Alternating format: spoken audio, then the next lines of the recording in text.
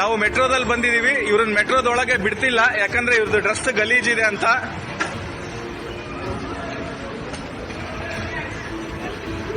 ಬ್ಯಾಗಲ್ಲಿ ಏನಿಲ್ಲ, ಬ್ಯಾಗಲ್ಲಿ ಬಟ್ಟೆಗಳಿದಾವೆ.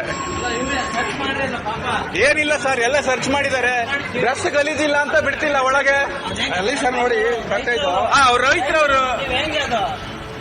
ರೈತರವ್ರು ನೀವು ಯಾರಿಗ್ ಮಾಡ್ತೀರೋ ಮಾಡಿ. ಅಲ್ಲ, ಇದು ಬೇರೆಯವ್ರಿಗೆ ಅಸಹ್ಯ ಆಗುತ್ತಂತೆ. ಅಲ್ಲ, ಬೇರೆ ಇದು VIP ಟ್ರಾನ್ಸ್ಪೋರ್ಟ್ ಇದು. ಅವ್ರ ಟಿಕೆಟ್ ಇದೆ, ಎಲ್ಲ ಇದೆ ಅವ್ರದ್ದು. ಅವ್ರು ಯಾಕೆ ಒಳಗ್ ಬಿಡಲ್ಲ? ಆತರ ಬೋರ್ಡ್ ಇದಂತೆ, ಗಲೀಜ್ ಗಟ್ಟೆ ಹಾಕೊಂಡ್ರಿಗೆ ಬಿಡಲ್ಲ ಅಂತ. ಎಲ್ಲಿ ತೋರ್ಸು ಅಂದೆ ಬೋರ್ಡ್.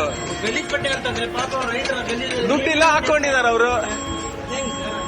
ನಾನ್ ಚೆನ್ನಾಗಿ ಹಾಕೊಂಡಿದ್ದೀನಿ, ನನಗೆ ಫ್ರೀ ಬಿಡ್ತಾರಾ? ನಂದು ಹೆಂಗಿದ್ ನೋಡಿ, ಲಕ್ಕ ಹೊಡಿದ್, ನನಗ್ ಬಿಡ್ತಾರಾ ಫ್ರೀ ಆಗಿ?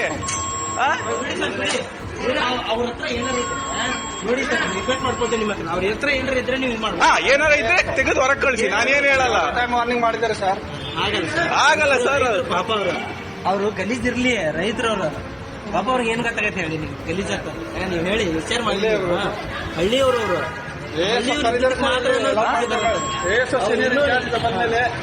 ಅಷ್ಟೊತ್ತು ನಮಗೆ ಕಾಯಕ್ಕಾಗಲ್ಲ, ನಾವು ಹೋಗ್ಬೇಕು. ಆಲ್ರೆಡಿ ಬಂದ್ 15 ನಿಮಿಷ ಆಯ್ತು ಇಲ್ಲಿ. ಏನಾರ ಇದು ಇದ್ರೆ ಏನಾರ ಪ್ರಾಬ್ಲಮ್ ಇರೋ ಹೊರಗೆ ಕಳಿಸಿ, ನಾನೇನು ಹೇಳಲ್ಲ. ನಾನು ಅಗ್ರಿ ಆಗ್ತೇನೆ ಸರ್, ಅದಕ್ಕೆ ನಾನು ಅಗ್ರಿ ಆಗ್ತೇನೆ.